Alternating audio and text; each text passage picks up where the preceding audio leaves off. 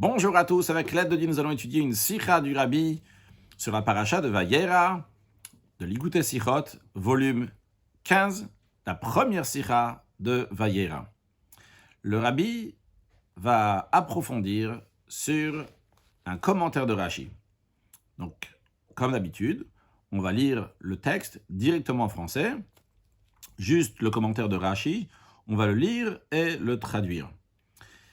Donc, le verset dit « Vayomru elav aye Sara ishtera » suite à ce qu'on nous raconte qu'Avram Avinu, il a accueilli des invités, ces invités qui s'avèrent qu'ils étaient des anges, 3 invités, 3 anges.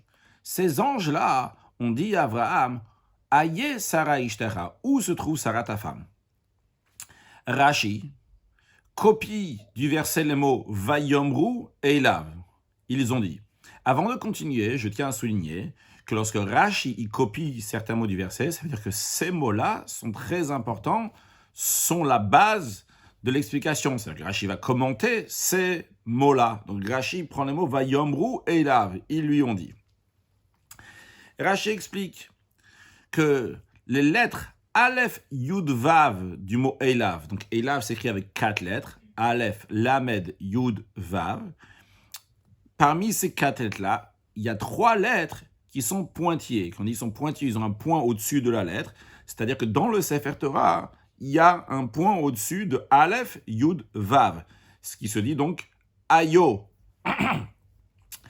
Eh bien, qu'est-ce que ça change maintenant s'il y a des points, il n'y a pas de points? Rashi nous dit, Rabbi Shimon ben Elazar enseigne, Kol makom shaktav rave ala nekuda. Lorsqu'il y a plus d'écriture, c'est-à-dire il y a plus de lettres qui ne sont pas pointillées que des lettres pointillées, ata doresh aktav, tu vas interpréter les lettres qui sont écrites donc sans les points, etc.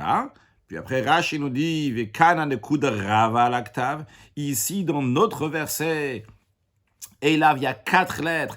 Et il y a plus de lettres qui sont pointillées que des lettres qui ne sont pas pointillées. En effet, il y a le Aleph, Yud, Vav. Qu'est-ce qu'on doit faire donc? Atadoresh hanekuda. On doit interpréter les lettres qui sont pointillées, le Aleph, Yud, Vav. Rashi nous dit en effet, Sheafle Sarah, Shaloyo Avraham. Ils n'ont pas seulement demandé à Avraham Avinu où est-ce que se trouve Sarah. Ça, c'est ce qui est écrit noir sur blanc dans le verset. Vayomru elav aye Sara ishtera. Les anges, ils ont dit à Avraham où se trouve Sarah. Mais le fait qu'il y a 3 points sur le Aleph, Yud, Vav, Ayo, cela nous apprend que les anges, ils ont demandé à Sarah aussi, Ayo Avraham, où se trouve Avraham. Lama, nous Rachid dit, on apprend de là la manière comment se comporter. Sheyishal Adam bar sanya shelo le isha la isha, que lorsqu'un homme est hébergé quelque part, il va demander le salut de l'homme, comment va l'homme, il va demander à sa femme, donc il va aller à la femme lui dire comment va ton mari, ou les isha à la ish, et il va demander à la femme comment va son mari. Juste à noter que dans la note 4, le Rabbi dit que le Re'em, Rabbi Eliyahu Mizrahi, donc ne dit pas ces mots-là, ou les isha à la ish, il a des questions, pourquoi il le dit, etc. Mais le Rabbi dans cette sikha va nous dire que bien sûr, à apprendre ça dans le sens simple, parce que certains même veulent apprendre ça dans Rashi, mais pas dans le sens simple. Rabbi dit c'est dans le sens simple à apprendre, et comme on va l'expliquer. Maintenant, le Rabbi fait une petite pause avant de continuer le commentaire de Rashi. Il dit que Rashi, en effet, il y a une deuxième partie dans Rashi, mais avant ça, le Rabbi va questionner plusieurs questions sur cette explication de Rashi. Première question, la manière que Rashi copie les mots du verset sont très précis. Rashi, ce qu'il nous a expliqué ici, c'est uniquement le Eilav. S'il a expliqué seulement le mot Eilav à lui, le Aleph, Yud, Vav et pointillé, etc., c'est ce que Rashi nous a parlé. Donc pourquoi Rashi a besoin de copier aussi le mot Vayomru? Rashi aurait dû copier du verset uniquement le mot Eilav et demander les questions. Deuxième question, Rashi, il ne ramène pas toujours qui a dit quoi. C'est-à-dire, Rashi explique les versets de la Torah, mais il ne dit pas que telle et telle personne a expliqué. Ici, Rashi ne se contente pas de nous dire qu'il y a des points plus, il y a plus de lettres pointillées que des lettres qui ne sont pas pointillées, et donc on doit interpréter les lettres pointillées. Rashi nous rajoute qui a dit ça. Il nous dit c'est Rabbi Shimon ben Elazar qui a dit ça. Alors la question qui se pose, qu'est-ce qui se rajoute dans la compréhension des choses en mentionnant que c'est Rabbi Shimon ben Elazar qui nous a dit cet enseignement. Troisième question. Rashi nous dit une règle. À chaque fois qu'il y a plus de lettres pointillées, de lettres qui ne sont pas pointillées, eh bien, on va interpréter les lettres qui sont pointillées. Mais un instant, réfléchissons. Si on veut interpréter, faire une dracha sur les lettres qui sont pointillées, eh bien, dans ces cas-là, on n'a qu'à pointiller moins de lettres. Et comme ça, on va expliquer toutes les lettres qui ne sont pas pointillées, puisqu'on va d'après la majorité. S'il y a une majorité de lettres qui ne sont pas pointillées, c'est ces lettres-là qu'on va interpréter, qu'on va faire une dracha. S'il y a une majorité de lettres qui sont, oui, pointillées, c'est sur ces lettres-là qu'on va faire une dracha. Maintenant, en ce qui nous concerne, nous, on veut faire une allusion ici dans le verset. Quand je dis nous, la Torah veut faire une allusion ici dans le verset, qu'ils ont demandé à Sarah, Ayo Avraham, où est-ce qu'il est Avraham? Mais pour cela, la Torah a pointillé 3 lettres, le Aleph Yud Vav. Comme il y a 3 lettres qui sont pointillées sur 4, donc je vais interpréter ces lettres-là qui sont pointillées. Mais un instant, on aurait pu faire plus simple que ça. On n'avait qu'à mettre juste un point sur le Lamed de Eilav, et comme ça, il va y avoir 3 lettres qui ne sont pas pointillées. Ces 3 lettres-là, c'est Aleph Yud Vav.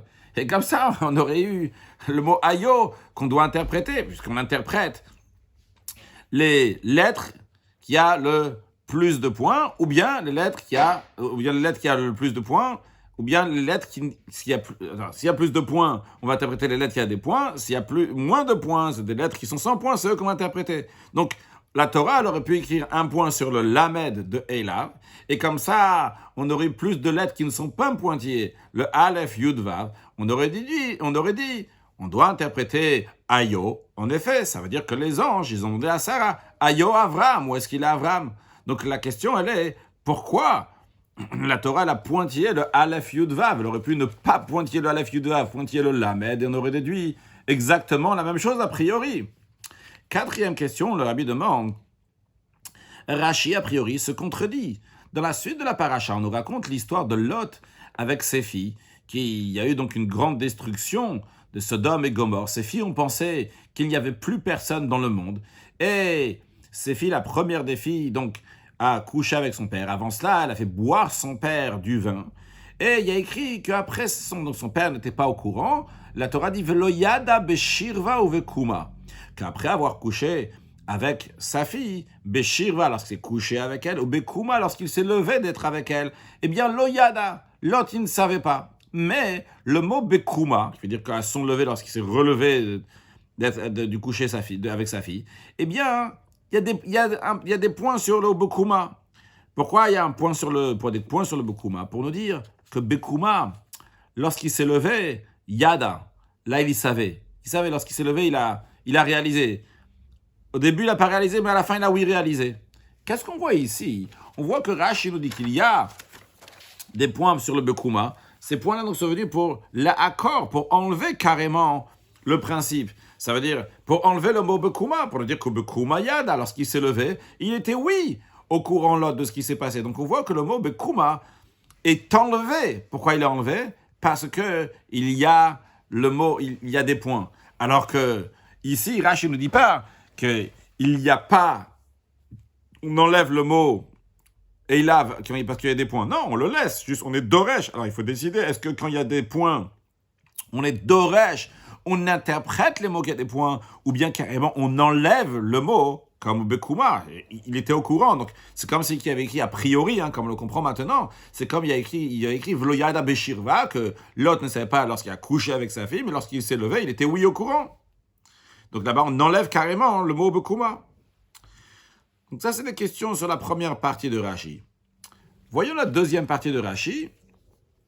Il y a encore 7 questions du Rabbi sur la deuxième partie de Rashi. Après, Rashi continue. Et toujours dans le même Dibura Matri, c'est-à-dire toujours suite à avoir copié les mots Vayomru Elav. Donc nous avons la première partie que nous devons voir. Et Rashi continue, dit comme ça. Be Baba Metzia Omrim. Dans le traité Baba Metzia, on dit les anges savaient où se trouvait Sarah. Pourquoi ils ont demandé où est-ce que se trouve Sarah? Elle a dit pour informer, pour attirer l'attention d'Abraham sur la pudeur de Sarah. Pourquoi faire ça? Comme ça, la rendre encore plus chère aux yeux de son mari. Puis Rashi continue, il dit, Amar Rabbi Yosef bar Chanina. Rabbi Yosef bar Chanina a dit, pourquoi ils ont demandé où est-ce qu'elle est?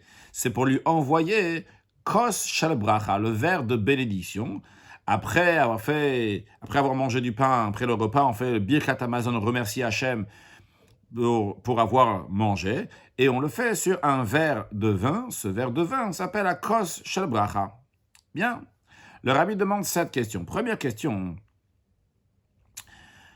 Rashi, il est en train d'expliquer ici, Vayomru, le verset qui dit Vayomru elav aye Sarah ishtara. Les anges ont dit à Abraham, où est-ce que se trouve Sarah?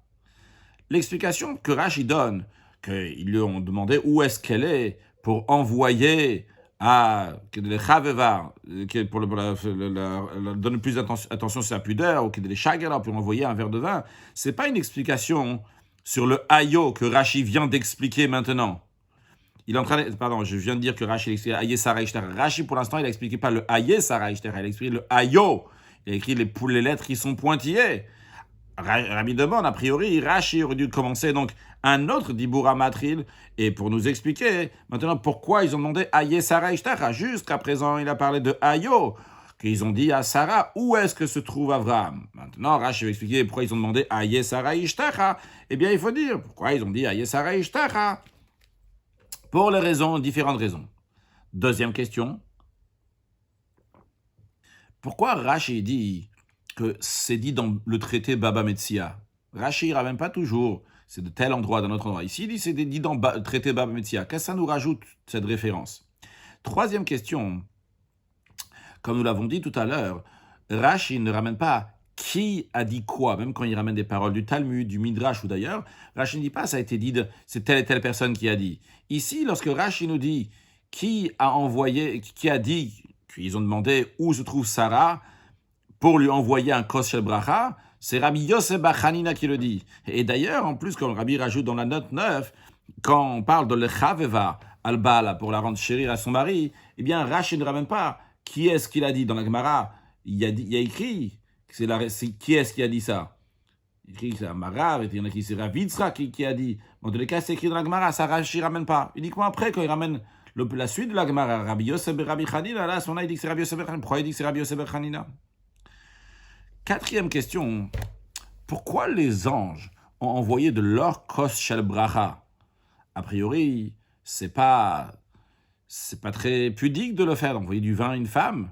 Avraham, il aurait pu envoyer de son propre Kos Shel Bracha à lui, son propre Kos Shel Bracha.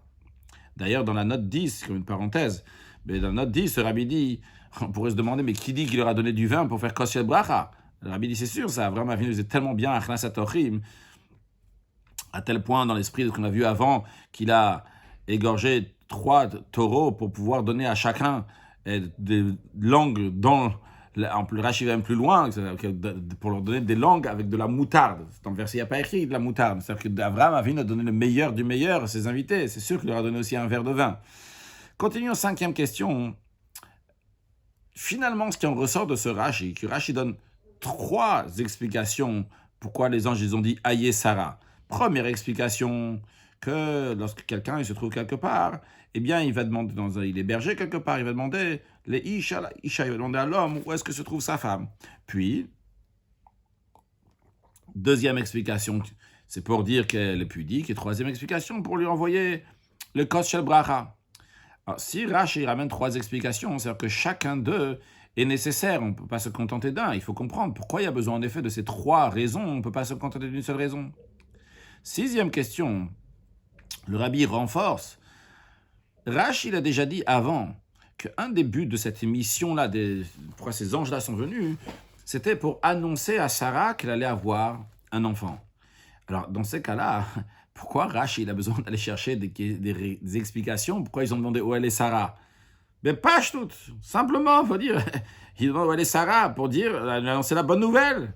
Et comme d'ailleurs, dans la suite, il écrit clairement, Vehine ven Sarah ishtach Sarah shomat. Ils disent vraiment que Sarah va voir un garçon, Sarah l'entendait. Pourquoi Rashi il a besoin d'aller chercher des raisons? Pourquoi ils ont dit Aïe Sarah Ishtara? On sait, ils ont dit Aïe Sarah Ishtara pour lui donner la nouvelle. Septième question, les trois raisons que Rashi ramène sont différentes. Ils ne sont pas liés l'un à l'autre. Alors pourquoi Rashi ramène comme ça en une suite? Rashi aurait dû dire Davaracher, une autre explication, il y a une autre explication, une deuxième, une troisième explication, etc. Et la question se renforce en plus, on dirait que Rashi fait exprès ici de ne pas dire, parce que dans la Gbara Baba Metsia, dans notre version, évidemment, sûrement Rashi avait une autre version, mais dans la version que nous avons, il n'y a pas écrit Amar Rabbi Yosef Bachanina, comme Rashi le dit, il y a écrit Rabbi Yosef Bachanina Amar. Il y a une grande différence si on dit Amar Rabbi Yosef, ou bien on dit Rabbi Yosef Amar. Parce que la différence, elle est quand tu dis, d'abord, la personne, d'abord tu dis Amar, il a dit, c'est-à-dire que Amar, lui, il a dit, il n'est pas d'accord avec celui qui est avant. Donc, par contre, lorsque tu dis d'abord, Rashi change, il dit, pardon, quand tu dis d'abord l'expression, d'abord la personne, je ne suis pas sûr de ce que je viens de dire, Rabbi Yosef Bachanina Amar, donc ça veut dire donc qu'il n'est pas d'accord avec celui qui était avant. En revanche, quand tu dis Amar, il a dit, il a dit, une personne elle a dit, l'autre est venu, il a dit aussi, etc. Rashi, il change. Il dit Amar Rabbi Yosef Bachanina. Ça veut dire que ça vient à la suite. On avait eu l'opinion dans la Gemara Baba Metsia, on nous dit qu'il y a telle et telle personne qui a dit que c'était que de l'Echaveval Bala pour la rendre chérie, plus chère aux yeux de son mari, en montrant qu'elle est tsniout, qu'elle a elle est pudique. Et comme ça, à la suite de ça, il y a encore un enseignement. Rabbi Yosef Bachanina, donc qui dit son enseignement, donc Amar Rabbi Yosef, Amar il a dit, c'est pas contradictoire avec ce qu'il y a avant. Donc dans la Gemara, on a l'impression que c'est des différentes opinions, et Rashi il est présent comme si ce n'est pas des différentes opinions dans la version que Rashi il avait. En tout cas, c'est comme ça que Rashi nous présente ici. Rashi finalement il avait une autre opinion. La question en autre mot, c'est pourquoi Rashi a choisi cette version et pas l'autre version. C'est pas de l'opinion de Rashi, c'est la version que Rashi a. Pourquoi il a choisi celle-là plus qu'une autre? Siv Gimel Rabbi, on va commencer à nous développer tout ça. Il dit lorsqu'on dit Vayomru Elav, Rashi vient répondre à une question. Quand on dit, la question elle vient Aye Sarah Ishtera. Aye Sarah Ishtera, elle est Sarah ta femme. Logiquement, c'est pour dire qu'en effet, on va lui dire à Sarah, tu vas voir un garçon. Mais dans ces cas-là, comment ça se fait qu'il y a écrit Vayomru, ils ont dit?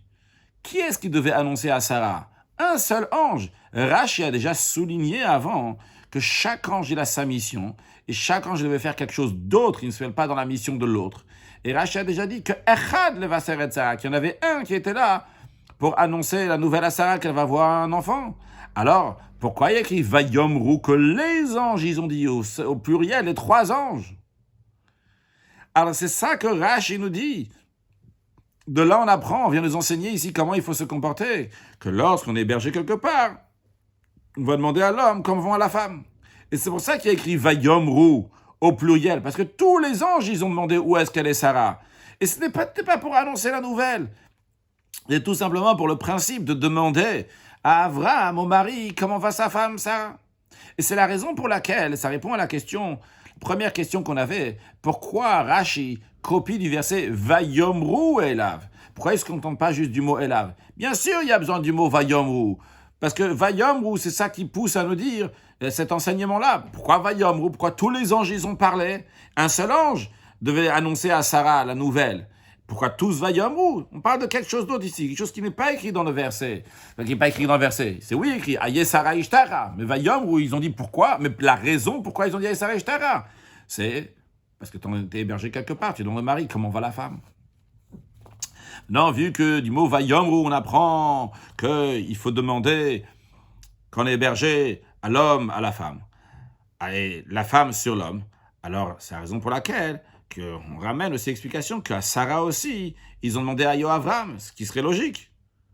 Mais la question, elle est, pourquoi c'est pas écrit dans la Torah? Où c'est écrit dans la Torah qu'ils ont demandé à Sarah où il est Avram? Quand on dit où il est, c'est-à-dire comment va Avram? Alors Rashi nous dit, on est obligé de dire, et on est obligé d'expliquer ici les points qu'il y a sur les lettres de Aleph Yud Vav. Vrai, en général, on n'est pas obligé d'expliquer dans le Pshuto Shalmika, lorsqu'on explique le sens simple du verset, on n'est pas obligé d'expliquer pourquoi il y a des points sur les lettres. Mais ici, ces points-là sont nécessaires pour le sens simple du verset. Parce qu'ils nous répondent à une question qu'on se demande. Tu viens, tu me dis, pourquoi les anges, ils ont dit Aïe Sarah Ishtara? C'était pas pour annoncer une nouvelle, c'est par politesse. Mais si c'est pas politesse qui demande à Abraham, où elle est Sarah? Alors à Sarah aussi, ils ont dû demander où elle est Abraham. Encore une fois, dans le sens, comment va Abraham?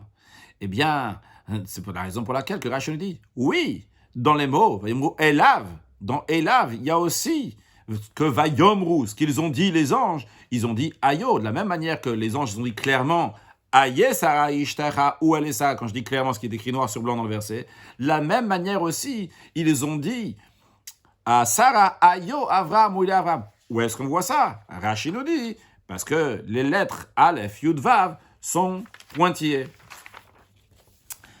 Et on verra dans la suite pourquoi c'est pas écrit clairement dans le verset. Le rabbi expliquera aussi. C'est Yud Dalet. Mais le rabbi nous demande, mais il dit un instant, Rashi ne peut pas se contenter de cette explication-là. Parce que cette manière de demander le salut de l'homme pour la femme pour l'homme, ça c'est ce qu'on appelle She'elat Shalom, demander comment ça va. Dans ces cas-là, il n'y a pas besoin de savoir où elle est Sarah. La question des anges était Aïe Sarah, où elle est Sarah? Pourquoi les anges ont dit Aïe Sarah, où elle est Sarah, si c'est juste pour demander le salut de Sarah, comment elle va? C'est la raison pour laquelle que Rashi dit Bebaba Metsia Omrim. Rashi ramène encore deux autres explications. Pourquoi ils ont demandé Aïe Sarah Ishtera, où elle est Sarah? En effet, la première explication, c'était que des Lechaveva. Donc, pourquoi ils ont demandé où elle est? Et en réalité, pas juste comment il est. La raison pour laquelle ils demandent de son salut, comment elle va, etc., en demandant où elle est, c'est pour dire qu'elle est comme ça, elle va être encore plus chère aux yeux de son mari, ou bien pour lui envoyer le kos shel bracha. Qu'est-ce que Rashi veut dire? Qu'est-ce que Rashi veut dire en disant Bab Metsia? Bab Metsia, on dit, le dia chez Tsnoua Aïta pour nous dire qu'elle était Tsnoua. Il vient expliquer, il vient répondre à une question Rashi en lui disant ça. Quand on a un mot ou une lettre qui est pointillée dans la Torah, évidemment, ça montre que cette lettre, ce mot-là, il est différent des autres. Alors, quel est le changement? On ne peut pas dire dans le pshat, dans le sens simple, que la raison pourquoi c'est pointillé, c'est pour effacer le mot totalement. Et pas comme on l'a expliqué tout à l'heure, qu'on avait l'impression, d'ailleurs on va l'expliquer dans la suite, que c'est pas vraiment effacer le bekuma.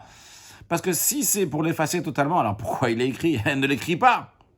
On est obligé de dire que quand il y a des points, les points sont là pour affaiblir, atténuer ces lettres-là qui ont des points.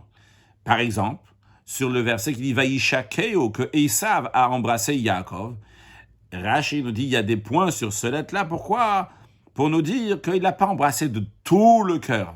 Alors là-bas, il y a aussi une autre explication dans Rashi, qu'il a oui embrassé de tout cœur, mais même cette explication-là, là-bas, Rashi dit c'est pas normal que Esav il a embrassé Yaakov comme ça, parce que Halacha chez Esav sonne le Yaakov, ça change pas. Esav il déteste toujours Yaakov, mais c'est pour ce moment-là. C'est-à-dire que, ok, il y a eu quelque chose, c'était pour ça affaiblit. C'était pas que maintenant ils sont devenus des grands amis qui s'aiment de tout cœur. Donc, en tout cas, le point qu'on voit, c'est lorsqu'il y a un point, le point vient affaiblir le mot qui est écrit dans Vaïshakeo. Il y a des points pour dire qu'il a pas embrassé vraiment de tout cœur.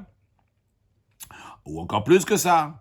Des fois, le fait qu'il y a des points, ça enlève le mot de sa place, ou au moins donc ça le détache, comme l'expression de nekra even. C'est une pierre dans le temps donc qui a été détachée, est-ce que le Kohen peut servir dessus ou pas? Donc elle est encore là la pierre, juste elle n'est pas rattachée bien comme il faut.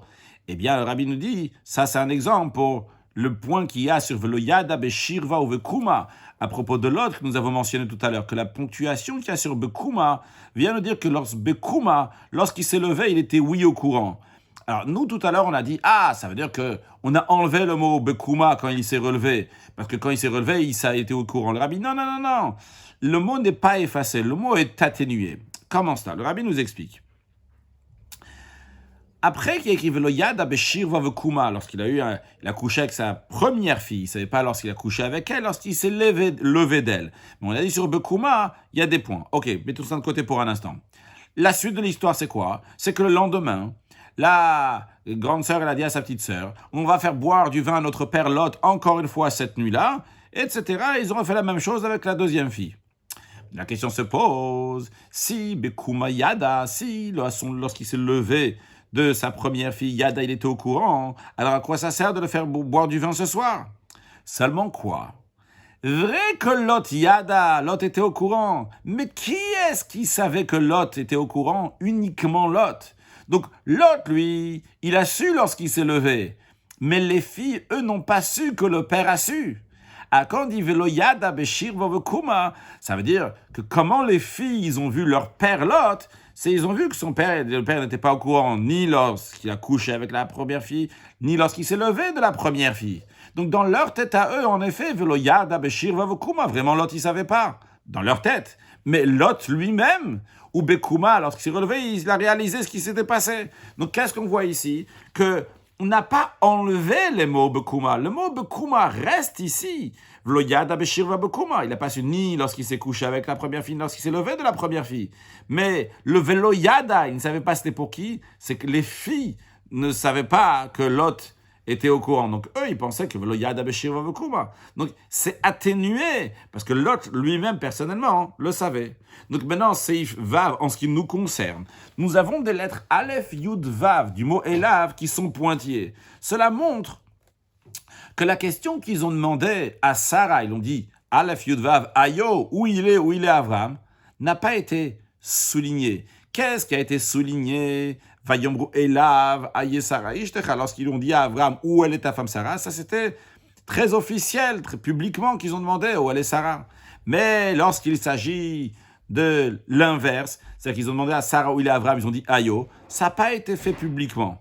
D'ailleurs, avant de continuer l'explication, juste on comprend pourquoi il faut que ça soit pointillé sur 3 lettres du mot Elav, bien que ces lettres-là, ils sont interprétés, même si la ponctuation, on a demandé tout à l'heure que le Lamed, on aurait dû pointuer le Lamed. Si je pointille le Lamed, il y aura 3 lettres, le Aleph, Yud, Vav, du mot Elav, qui ne seront pas pointillés. Et c'est eux que je vais expliquer. C'est eux qu'on va interpréter. Donc, on aurait fait aussi cette dracha de Ayo, où il est Avram, s'il y avait un point sur le Lamed et non pas un point sur le Aleph, Yud, Vav. Parce qu'on aurait dit, il y a plus de lettres qui sont pas pointillées. C'est eux qu'il faut expliquer.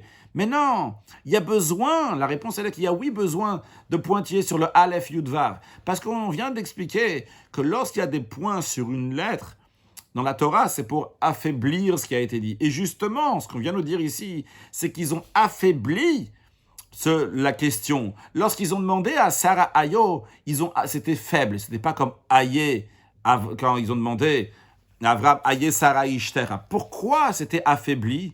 Parce que justement, Rashi nous dit, dans Baba Metzia, on nous dit, c'est Léodia Shetsnua Eta. La raison pourquoi ils ont dit Aye Sarah Ishtera, c'était pour attirer son attention sur sa pudeur. C'est-à-dire que vu que Sarah, elle avait un comportement pudique, eh bien, la logique oblige à dire que quand ils ont demandé Ayo Avraham, où se trouve Avraham, ils n'ont pas demandé publiquement, mais ils ont demandé de manière pudique. On comprend donc que Rashi nous fait référence de Baba Metzia Léodia Shetsnua Aita, que Rashi nous fait cette référence-là qu'elle était pudique. Ce n'était pas une contradiction que même à Sarah, ils ont demandé où il était Avraham. Au contraire, parce qu'on aurait pu dire, c'est quoi ça? Ils partent, ils demandent à Sarah, comme ça, publiquement, où est-ce qu'il est Avraham? On parle comme ça avec une femme. Ça se fait pas. Non, ils ont parlé, mais de manière pudique avec elle. Et c'est pour ça, donc, ils ont demandé à Yo Avraham, ils ont demandé, mais de manière atténuée, de manière, donc, c'est pas un Ayo. S'il y avait les lettres, si on avait mis une lettre sur le Lamed seulement, et on aurait interprété le Aleph Yud Vav qui n'a pas de point. On aurait dit, entre guillemets, c'est moi qui dis, c'est un gros ayo. Un gros ayo, c'est publiquement ayo, où il est Avram. Mais le fait qu'il y a des lettres sur les points, ça atténue. C'est pour dire que ça a été fait quelque chose, mais plus calmement. Donc le Aye Sarah Ishtach Avram, il a été dit publiquement, officiellement, on va dire. L'autre, par contre, le Ayo Avram, où il est Avram, parce qu'ils ont parlé avec Sarah, donc ça c'était de manière tsniou. Donc quand Rashi dit Lodi Hachetznua, ça marche très très bien avec ce qu'on vient de dire avant, qu'ils ont dit Ayo Avram, où il est Avram, on nous dit. Ils ont demandé à Ayo Avram, mais tsnoua de manière pudique. Seif Zain. Le Rabbi nous dit la raison pourquoi Rashi, il nous dit que Yodim Ayu, il savait donc où il se trouvait. Avant de dire Yodim Ayu, avant de dire ce qu'il dit, mais il dit c'est Baba Metzia Omrim, que Baba Metzia Omrim, ils disent. La raison, elle est Parce que la première partie de Rashi dans laquelle on dit la règle de Rabbi Shimon ben Elazar, que lorsqu'il y a plus de lettres pointillées, c'est eux qu'on va interpréter. S'il y a plus de lettres qui ne sont pas pointillées, c'est eux qu'on va interpréter. Donc ici, il y a le Aleph, Yud, Vav qui sont pointillés. Donc c'est pour dire qu'ils ont demandé à Yoavram. Ça, c'est écrit aussi dans Bereshit Rabbah. Donc la première partie de Rashi se trouve pas seulement dans la Gemara, Baba Metzia, mais se trouve aussi dans le Bereshit Rabbah. Maintenant, Rashi nous dit, la suite, là, ce que je vais te ramener, je te l'amène de Baba Metzia. Et sache que la suite que je te ramène de Baba Metzia, eh bien, ça complète ce qui a été dit avant. Les deux parties se complètent. En effet, les deux parties se complètent. Parce que la première partie, que j'ai dit de Ayo Avram, où il a Avram, a priori, ça manque de tsniout. On te dit non. Mais Baba Metzia Omrim. Dans Baba Metzia, ils disent. Rashi, c'est rare qu'il dit Omrim, cette expression de Omrim, ils disent. Rashi souligne ici le Omrim pour nous dire ce qui est dit ici dans Baba Metzia, le dia chez Tsnua Aïta, qu'elle était pudique, c'est Omrim. Tout le monde dit. Les trois, aussi bien Rabbi Shimon ben Elazar, ce qu'il a dit, qu'ils ont demandé à Sarah Ayo Avram, c'est lié avec Tsnua Aïta. Elle était en effet pudique. Et de la même manière aussi dans la suite, qu'on va voir qu'ils ont envoyé un verre de vin, a priori un manque de pudeur, ça aussi, Tsnua Aïta, ça aussi c'est lié avec, ça reste encore dans le cadre de Tsniout, de pudeur de Sarah, ce n'est pas contradictoire. Comme on va voir le Rabbi va expliquer dans quelques instants pourquoi quand ils ont envoyé un verre de vin, c'était pas un manque de pudeur. Pourquoi c'était obligé que c'est les anges, eux, qui vont envoyer ce verre de vin. Mais tout d'abord, c'est Ifret. Le Rabbi nous dit pourquoi il y a besoin des deux explications de Baba Metzia. Les deux explications, est-ce que c'était pour attirer l'attention sur sa pudeur ou bien pour lui envoyer le Kos Bracha? Le Rabbi nous dit on a besoin de ces deux explications parce qu'en effet, il y a un plus dans l'un qui n'est pas dans l'autre. Quand on dit le dia chez Tsnua Aïta pour informer, pour attirer l'attention à Avram qu'elle est pudique, c'est pas suffisant comme explication. Pour cela, ils vont dire où elle est Sarah. Parce que Avram, il connaissait sa femme, il sait très bien qu'elle est pudique. Et en plus des anges, eux-mêmes, ils savaient qu'Avram était au courant. Donc, d'après ça, leur question, c'était juste pour attirer son attention, pour la rendre encore plus chère aux yeux de son mari. Mais ça aussi, tout ça existait déjà de Avram envers Sarah. C'est pour ça que Rashi rajoute, en effet, on ne peut pas se contenter de cette explication seulement. Il faut dire que les anges avaient une autre raison pour demander où elle est Sarah, c'est pour lui envoyer le Kos Bracha. D'un autre côté, on ne peut pas se contenter aussi de cette deuxième explication, parce que les anges, Yodi Mayou, ils savaient où est-ce qu'elle était Sarah. Alors ils n'ont pas besoin de demander où elle est Sarah. Alors c'est pour ça que Rashi dit, la raison pourquoi ils ont dit Aïe Sarah Ishtecha, c'est pourquoi Avram Avinu va devoir répondre, elle est dans la tente. Et comme ça, en disant, en prononçant ça, eh bien, il arrive à une conclusion. Ça l'éveille, ça le rappelle, ça attire l'attention que Sarah, elle a une tsniout. Donc c'est pour ça qu'on ne peut pas se contenter d'une explication. Il y a quelque chose de plus dans l'autre explication. C'est Yvetet. Le Rabbi dit encore une autre raison pourquoi il y a un plus dans une explication que dans l'autre explication. Parce que dans la deuxième explication, la dernière explication de Rashi, les Shager la Kos Bracha pour lui envoyer le verre de bénédiction, il y a quelque chose de plus. Parce que quand on dit justement la deuxième donc explication, que Tsnua Aïta, qu'elle est pudique, c'est le négatif. Qu'est-ce que c'est le négatif? Elle ne se trouve pas dans un endroit public, donc elle n'est pas dans un endroit public. Donc elle est Tsnua, elle est pudique. Mais il n'y a pas ici le chiyuv, où est-ce qu'elle est? Il y a où est-ce qu'elle n'est pas.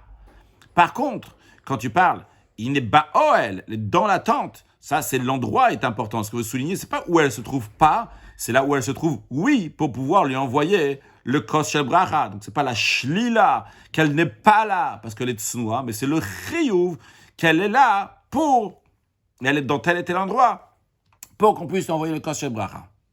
C'est Yud. Il nous reste à comprendre. Après, si les anges, ils ont envoyé un Kos Bracha, c'est pas tsniout, c'est pas pudique d'envoyer à une femme un verre de vin. Alors le Rabbi explique la raison pourquoi les anges ont dû envoyer de leur propre verre de vin, bien qu'a priori Avram lui-même pouvait envoyer de son propre verre de vin. Le Rabbi dit, c'est compréhensible, pâche tout simplement. Avram Avinu faisait Achnasat Tochim, l'hospitalité, dans le meilleur des conditions. Il était tellement occupé à le faire, comme le Torah dit, Omed Alehem, il se tenait au-dessus des gens, de ses invités, Vayochelu, et eux mangeaient. Les invités mangeaient, les anges mangeaient. La Torah ne dit pas qu'Avram Avinu a mangé. Et si Avram Avinu n'a pas mangé, il n'avait pas de Kos Bracha. Kos Bracha, c'est uniquement après avoir mangé. Donc on comprend que quand les anges ils ont envoyé à Sarah le kos shel bracha, c'était pas le contraire de la pudeur. Il n'y a aucun autre moyen que Sarah va recevoir le kos shel bracha, uniquement s'ils vont lui envoyer kos shel bracha. En plus de ça, que c'est pas un manque de pudeur, parce que c'était le seul moyen, mais c'est même pas eux-mêmes qui lui ont donné. Il y a écrit les chaguers c'est pour envoyer, c'est-à-dire qu'ils ont envoyé par quelqu'un d'autre.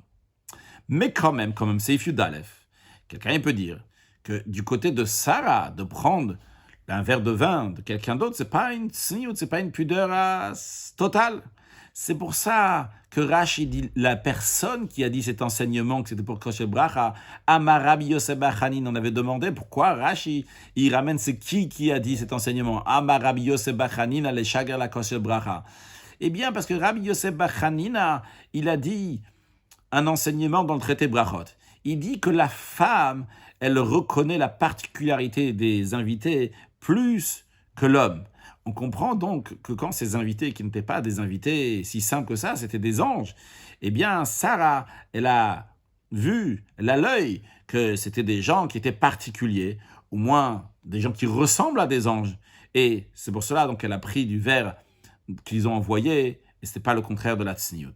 Donc, en plus du fait qu'il n'y avait pas le choix, et c'était uniquement eux, ils ont envoyé, etc., même si quelqu'un avait demandé, mais quand même du côté de Sarah, on dit, Rabbi Yosef bar Hanin a dit ailleurs que Sarah, qu'une femme, elle a l'œil sur les invités, leur particularité.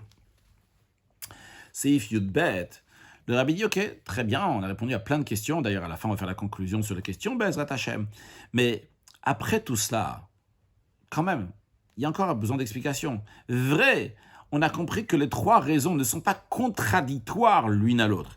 C'est pour ça qu'on peut dire que quand ils ont demandé à Sarah où se trouve Sarah, les anges avaient l'intention sur toutes les raisons qui sont données. Mais quand même, finalement, c'est des raisons différentes. Pourquoi Rashi les ramène comme si c'était une seule chose? Pas comme d'autres endroits, quand Rashi ramène plusieurs explications, même quand ils ne sont pas contradictoires, Rashi dit Davar Acher, encore une autre explication, même si la deuxième explication n'est pas contradictoire. Alors, la raison est la suivante, le Rabbi nous dit. Rashi nous dit trois raisons, en effet, suite l'une à l'autre, parce que chacune de ces raisons-là, chacune de ces questions-là, car cette question-là a été demandée par les trois anges, mais chacun d'eux pour une autre raison.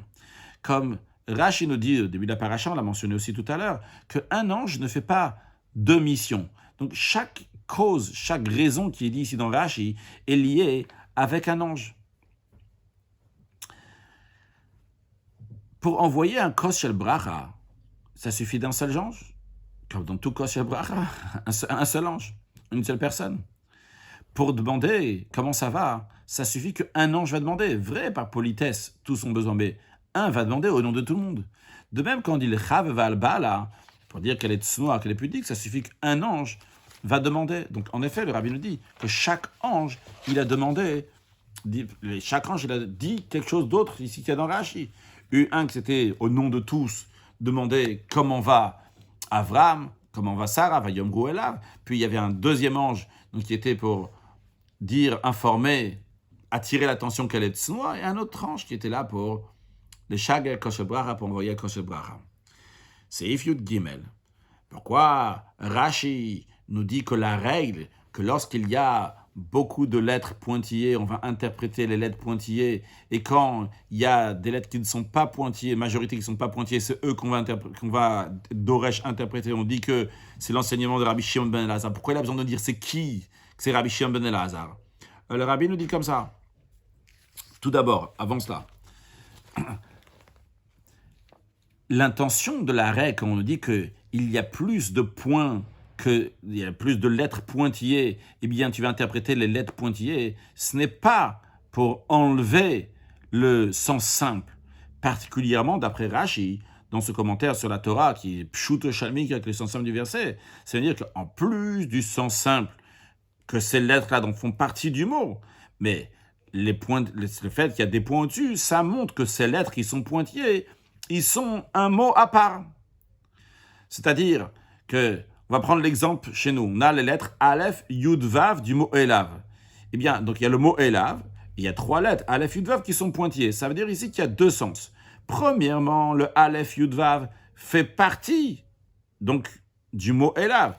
C'est-à-dire, les lettres Aleph, Yud, Vav, ils sont tout à fait secondaires. Parce que le mot essentiel, c'est quoi? C'est Eilav. Vayomru Eilav. Ils lui ont dit. Donc, l'essentiel du mot Eilav, c'est la lettre Lamed qui est là. Après, une deuxième chose aussi, en plus du fait que le Aleph, Yud, Vav fait partie du mot Eilav, en plus de ça, c'est un mot à part. Aleph, Yud, Vav, Ayo.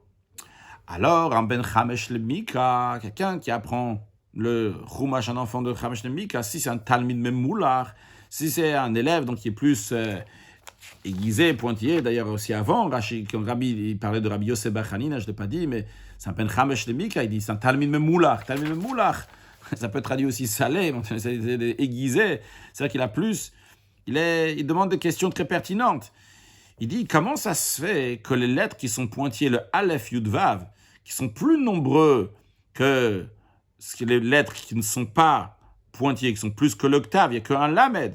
Et en plus de ça, ces lettres-là, ça fait un mot en eux-mêmes. Ces lettres-là, ils pèsent énormément. Et ils font partie du mot Elav. Et en plus de ça, ils sont un mot en eux-mêmes. Comment est-ce possible que ces trois lettres-là, ils vont être secondaires et se plier, entre guillemets, évidemment, entre guillemets, ils se plient au Lamed? Eh bien, cette question-là, Rashi nous dit, en disant que c'est Rabbi Shimon ben Elazar qui nous dit cet enseignement. On retrouve dans le traité Beitza que Rabbi Shimon ben Elazar nous donne un enseignement en ce qui concerne Yom Tov. Yom Tov, on peut faire les travaux donc, qui sont liés à la nourriture. Entre autres, on peut aussi cuire du pain. Maintenant, la question, elle est si quelqu'un il a besoin juste d'un seul morceau de pain. Mais pour que le pain sorte mieux, il veut remplir tout le four de pain pour qu'il y ait un pain. Un seul pain qu'il va manger va sortir mieux. Eh bien, Rabbi Shimon ben Elazar nous dit qu'en effet, il peut faire ça pendant Yom Tov. Il dit, mais Mala Isha, la femme, celle qui fait le pain, elle peut remplir tout le four de pain, parce que le pain va mieux cuire lorsque le four il est rempli. Bien que Yom Tov, elle a besoin seulement d'un seul pain. Quand même, elle peut remplir tout le four pour que le four va être bon le jour même de Yom Tov. Pour que le pain va bien sortir le jour de Yom Tov. Qu'est-ce qu'on voit? On voit que d'après Rabbi Shimon ben Elazar, bien qu'il y ait un seul pain, et imaginons pas, il y a 10 pains dans le four qui remplissent le four, mais bien qu'il y ait un seul pain qui nous intéresse ici, tous les autres pains, ils vont être tafel, ils vont être accessoires à ce pain-là. Donc, en autre mot, Rashi, en nous ramenant Rabbi Shimon ben Elazar ici, que c'est lui qui dit cet enseignement.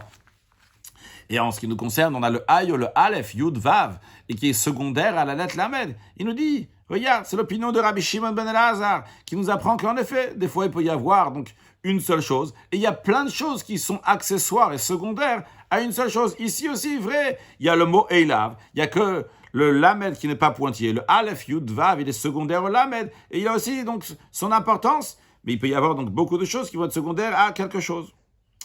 Le Rabbi veut nous tirer un enseignement du dernier point que nous avons appris maintenant, donc avec le pain qu'on met dans le four, même s'il y a un seul pain, il y a plein d'autres pains, mais tous les autres pains sont là spécialement pour ce pain-là qui va bien sortir. Le Rabbi nous dit dans Sif Yudalat Miyeina Shel Torah, le vin de la Torah, donc dans Pirouche, dans le commentaire de Rashi. Lorsqu'un juif, il pense, il réfléchit, le moment que je m'occupe pour étudier la Torah, pour accomplir les mitzvot, est très peu. La majorité de son temps de juif, il est occupé à boire, à manger, à dormir, à gagner sa vie, des choses similaires à ça, des choses qui sont facultatives, des divrei reshut. Il peut se sentir mal en pensant, j'ai un grand halal, j'ai un grand espace, j'ai un makom panou, un endroit qui est libre, qui est vide de Torah et mitzvot. Sur ça vient l'enseignement de ce qu'on vient de voir. Si ces choses facultatives que tu ne le fais pas juste de manière ordinaire, mais tu les fais les Sham Shamaim, tu fais pour servir Dieu. Eh bien, dans ces cas-là, ces choses-là ne sont pas des divrei hashut, ne sont pas des choses qui sont ordinaires. Ils deviennent eux-mêmes une part de Torah mitzvot, dans le même esprit qu'une femme peut remplir un four de pain pour qu'il y ait un pain qui va bien sortir le jour de Yom Tov. Bien que Yom Tov, on a le droit de travailler uniquement des choses qui sont pour Yom Tov, mais quand même, elle a le droit de remplir tout le reste de pain. Parce que le fait qu'elle remplit tout le reste de pain, c'est fait pour qu'il y ait ce pain-là qui va bien être cuit. Donc tout le pain qui est là, il devient un pain de Yom Tov. Et tout l'espace qu'il y a dans le four, il n'est pas avec des sujets profanes. Tout le four, il est rempli avec des sujets de Yom Tov. bien que toutes les choses qui sont dans le four, ils sont accessoires, a priori, à un point, un pain, mais tous, ils deviennent des pains de Yom Tov.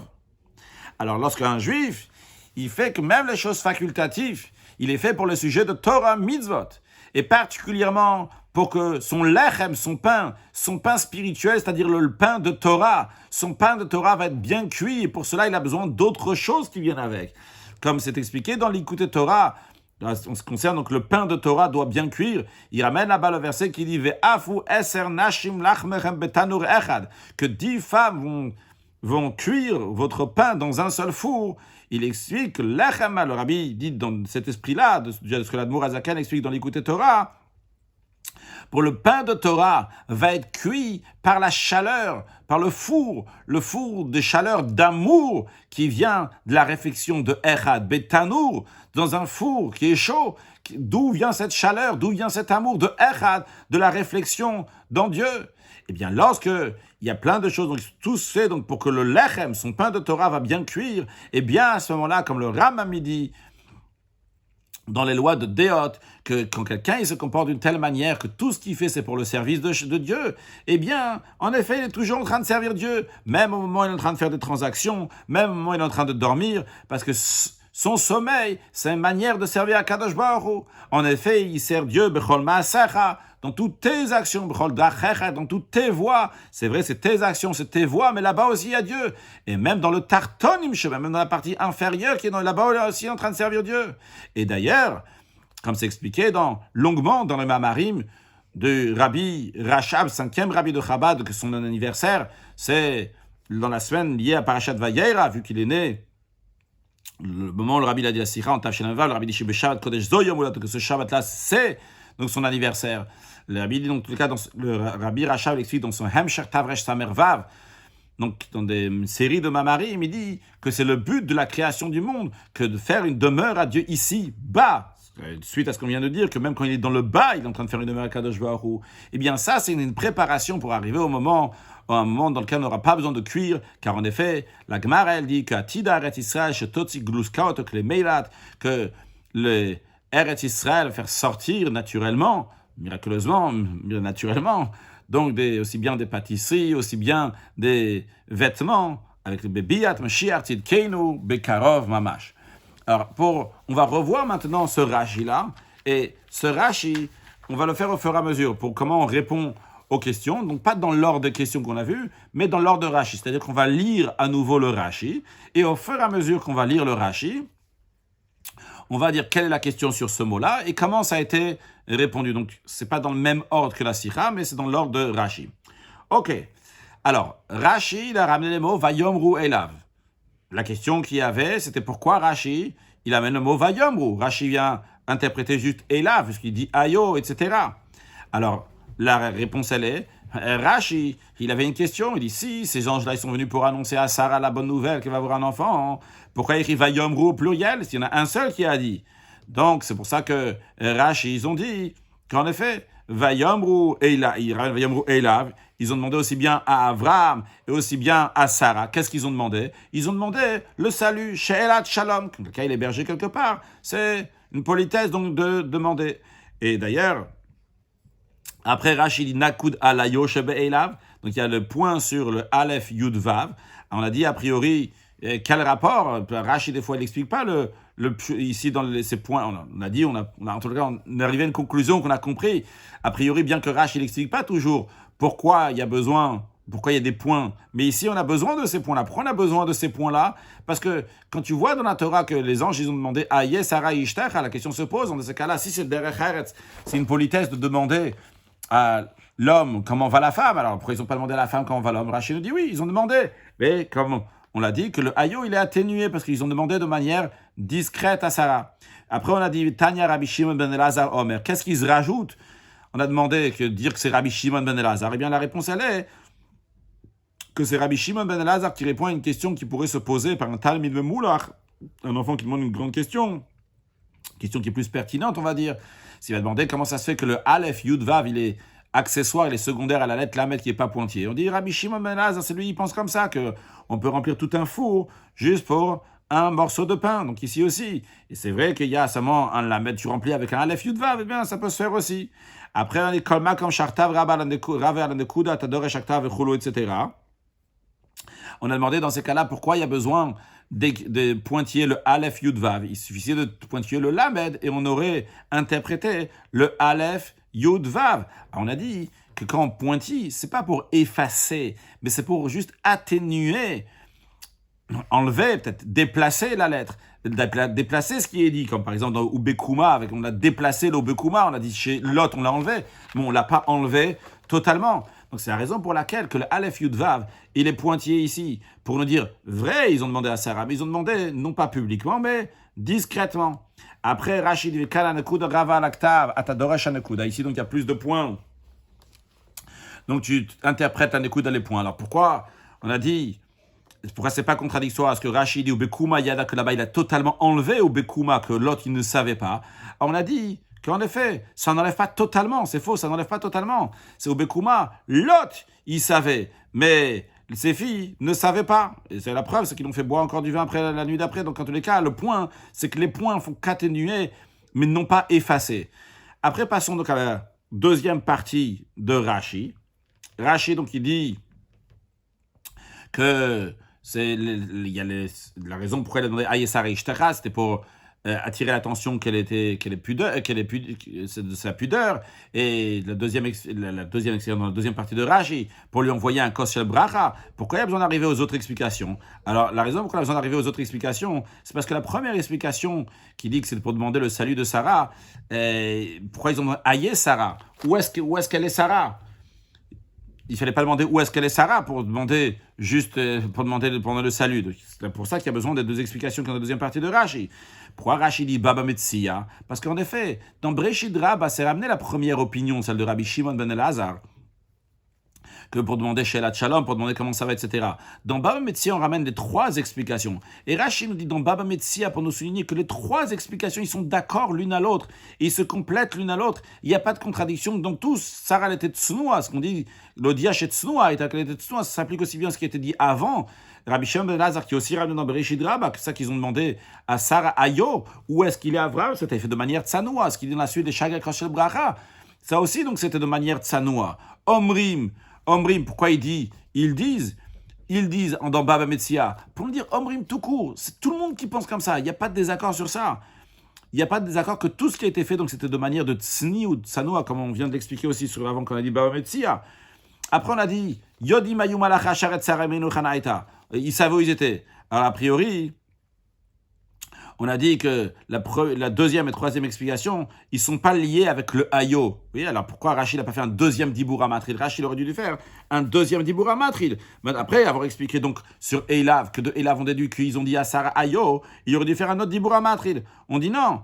Et ça, c'est une suite à ce qu'on dit avant. Parce que la première explication qui dit qu'ils ont demandé le salut de Sarah, comment elle va Sarah, et pour ce cas, après ils ont dit Aye Sarah Ishtara. Donc on a besoin de dire que non, ils ont demandé. Et c'était donc de manière, en plus, il fallait dire aussi, rajouter que c'était de manière tsanoua. C'est la raison pour laquelle on continue. C'est une suite, c'est pas encore une autre explication, un autre diboura matril. Après, on a dit, c'est pour nous informer qu'elle est tsanoua. Pourquoi? Pour le chaval bala. Donc pourquoi c'est pas une contradiction sur ça qu'ils ont dit Ayo Avram? Ça on a déjà dit, parce qu'encore une fois, c'était Ayo, on apprend que la question était de manière tsanoua, de manière pudique. Passons après la troisième explication de Rachid, donc la dernière explication. Donc, pourquoi il y a besoin d'arriver à cette bichla, à cette troisième explication? Qu'est-ce qui manque dans la deuxième explication, que c'était pour informer qu'elle était pudique? Qu'est-ce qui manque dans la deuxième explication? Qu'est-ce qu'il y a de plus dans la deuxième explication? Alors, sur la deuxième explication, Avraham, il savait très bien qu'elle était pudique. Et le Malachim, en plus, les anges aussi savaient. En plus, il n'y a pas besoin de savoir où elle est de Bao, qu'elle est dans la tente, pour savoir qu'elle est pudique. C'est essentiel qu'elle n'est pas là. Alors, pourquoi Rachid a besoin de ce... Alors, dans ce cas-là, pourquoi ils ont demandé? C'est la raison pour laquelle que Rachid dit c'était le Shagal Koshel Bracha. D'un autre côté, si on dit c'est juste le Shagal Koshel Bracha, ils savaient où aussi elle était. Après, ils ont Aïe Sarah Ishtera. Alors, on doit dire qu'ils ont voulu souligner donc, la tsigne de Sarah. Après, on dit Amar, oui, que Amar Rabbi Yosef et Rabbi Hanina, on n'a pas dit que Rabbi Yosef et Hanina Amar. C'est le suite d'avant. On a dit en effet que c'est des explications qui se complètent l'une avec l'autre. On a dit que Rachid, donc, il avait une différente version. Pourquoi Rashi a bichlal besoin de souligner que c'est Rabbi Yosef bar Hanina qui a dit? Qu'est-ce que ça se rajoute? En effet, parce que si quelqu'un va demander finalement de recevoir un verre de vin, c'est pas de tsanoua, c'est pas pudique, eh bien on va lui dire. Rabbi Yosef bar Hanina dit que la femme elle a l'œil sur les invités, leur particularité. Après que les Shagla Kosher Bracha avait demandé pourquoi on envoie le Kosher Bracha à des anges et non pas celui de Avraham. La réponse elle est parce qu'Avraham Avinu, il était entièrement impliqué dans Achnasat Ochim, de l'hospitalité, donc il a pas mangé, il n'avait pas de Kosher Bracha. Après, on a demandé aussi comment comment ça correspond avec Tsnoua, qu'elle était pudique. On dit, premièrement, il n'y avait pas de solution, parce qu'il n'y avait pas d'autre Kosher Bracha, Avraham Avinu n'a pas pris. Deuxièmement, c'est les Chagas, donc c'était loin, ils l'ont pas donné. Et en plus de ça, on vient de voir aussi que la femme, elle a l'œil. Après, pourquoi on ne dit pas tout simplement qu'ils sont... Alors, on aurait pu demander, il y a aussi une question qui était générale. Pourquoi on n'a pas dit que ils sont venus annoncer à Sarah la bonne nouvelle? Ça on a dit, parce qu'il écrit Vayomru au pluriel. Donc, et seulement un, il est venu annoncer à Sarah. Donc on dit que sûrement c'est une question que tous ils ont demandé. Quel rapport après, dernière chose, quel rapport entre les trois explications, pourquoi ils ont écrit l'un après l'autre? Parce que comme on l'a dit longuement, donc c'est pas seulement que ça contredit pas, mais c'est une seule explication. Donc chacun il a demandé, il a demandé au nom de tout le monde, donc savoir comment ça va, comment l'un, ils ont dit Avraham, comment va les Sarah, et l'autre il a demandé le Chaval Bala, et le troisième il a demandé pour envoyer à Kosher Bracha, que Dieu fasse que très prochainement on va mériter, qu'on va voir une grande Seuda de Leviathan Shoraba avec la venue de Mashiach, il y aura un grand Kosher Bracha, que David HaMelech il va donner à tout le monde, on va faire un grand Lechaim avec le Melech HaMashiach très prochainement. Excellente journée.